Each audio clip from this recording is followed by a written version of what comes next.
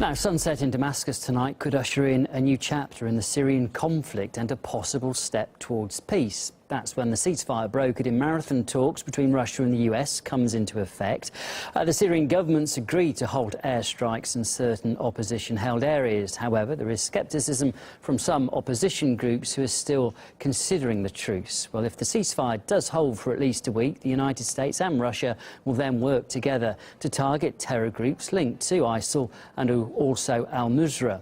Our correspondent, Lizzie Phelan, is in the long-besieged city of Aleppo at the moment, where many of the locals there, though, do seem unconvinced that the peace will hold. The countdown for the cessation of hostilities to begin is almost up. Many people in Aleppo, after so many failed efforts, are very skeptical about whether it's actually going to work. 23-year-old Ella lives here on one of the old city's front lines. We've come to talk to her about what an end to the violence will mean for her. Ella, do you believe that this cessation of hostilities is genuinely going to work this time?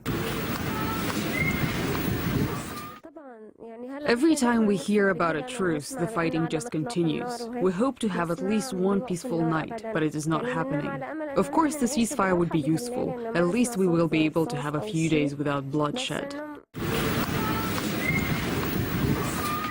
Every morning we wake up to gunfire and the sound of shelling. It is terrifying. I have two brothers who are martyrs. One was 27 and the other 16. My sister's husband became a martyr. He was killed during Ramadan.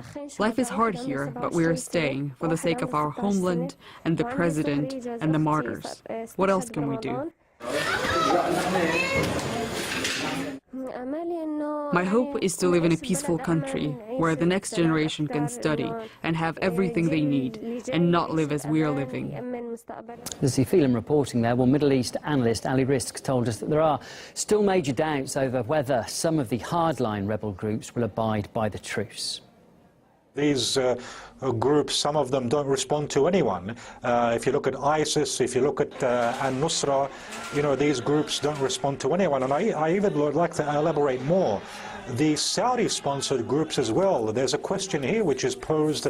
You know, Saudi Arabia doesn't have an interest in ending the fighting. So what about those rebel groups, or the, I like to call them more terrorist groups, who are supported by Saudi Arabia? You know, what will they do whilst the Saudis, you know, have no interest in reaching a ceasefire?